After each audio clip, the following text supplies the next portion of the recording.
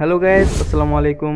আমি আরনুর রাজন আছি আপনার সাথে। আপনারা সকলে জানেন যে বর্তমান সময়ে বাংলাদেশের গভর্নমেন্ট বাংলাদেশ থেকে ফেসবুক মেসেঞ্জার সহ বেশ কটি সোশ্যাল মিডিয়া প্ল্যাটফর্ম সার্ভিস বন্ধ করে দিয়েছে, এবং আপনারা যারা ভিপিএন দিয়ে ফেসবুক, ইনস্টাগ্রাম বা মেসেঞ্জার ইউজ করার সময় অনেক স্লো ইন্টারনেট পাচ্ছেন বা হাই স্পিড ইন্টারনেট ব্যবহার করতে পারছেন না। তো আজকের ভিডিওতে আমি দেখিয়ে দিব যে কীভাবে আপনারা ভিপিএন কানেক্ট করার পরেও হাই স্পিড ইন্টারনেট ব্যবহার করতে পারবেন খুব ইজিলি ভাবে।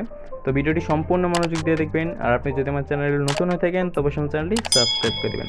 তো চলুন শুরু করা যাক। Welcome back guys.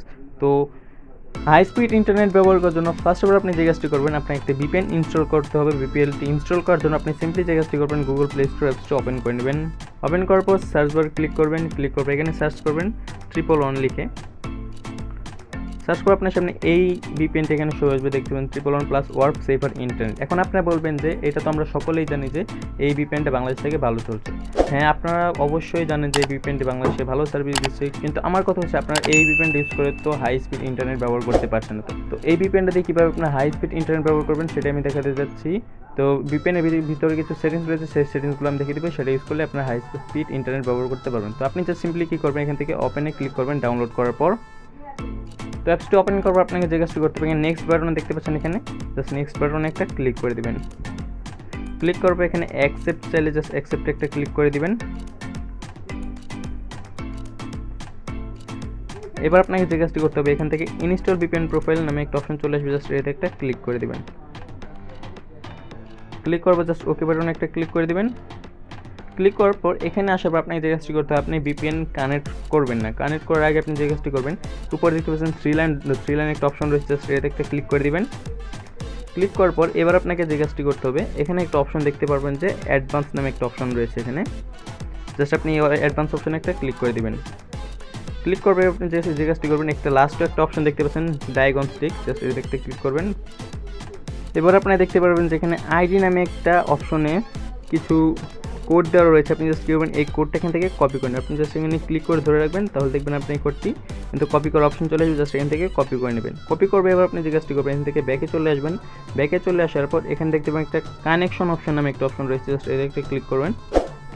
ক্লিক করবো, এবার আপনি যে কাজটি করবেন, এখান থেকে এই যেখানে ডিএনএস সেটিংস নামে একটা অপশন রয়েছে, ডিএনএস একটা ক্লিক করে দেবেন। এবার আপনাকে লাস্টে যে অপশনটা রয়েছে গেটওয়ে সাবডোমেন, জাস্ট এতে একটা ক্লিক করবেন। ক্লিক করবো, আপনি যে আইপিটা কপি করেছিলেন জাস্ট সেই আইপিটা এখানে পেস্ট করে দেবেন, তারপর অ্যাপ্লাই ক্লিক করবেন। বেশ, আপনার কাজ হয়ে গেছে। এবার আপনি জাস্ট ব্যাকে চলে আসবেন, আবার ব্যাকে চলে আসবেন। ব্যাকে চলে আসার পর এবার আপনি জাস্ট কী করবেন, ভিপিএনটা এখান থেকে কানেক্ট করে নেবেন। সো দেখতে পাচ্ছেন আমাদের ভিপিএনটা জন্য কানেক্ট হয়ে গেছে। এখানে দেখতে পাচ্ছেন যে ইউর ইন্টারনেট প্রোটেক্টেড, মানে আপনার যে নর্মালভাবে ভিপিএনটা ইউজ করছেন, অন ভিপিএন ইউজ করতেছিলেন, সেই ভিপিএনটা আপনার বেশি একটা সেফ ছিল না। যদি এই সেটিংসগুলো করে আপনার ভিপিএনটা ইউজ করেন, তাহলে আপনার সব কিছু সেফলিভাবে ইউজ করতে পারবেন। তার আগে অবশ্যই একটি বিষয় চেক করে নেবেন, এখান থেকে থ্রি লাইন ডট আবার একটা ক্লিক করে দেখবেন যে আপনাদেরকে গেটওয়ে উইথ ওয়ার্প এটা সিলেক্ট করা আছে নাকি। যদি এটা সিলেক্ট করা না থাকে তাহলে জাস্ট এটা সিলেক্ট করে নেবেন। সিলেক্ট করার পর এটা কানেক্ট করবেন।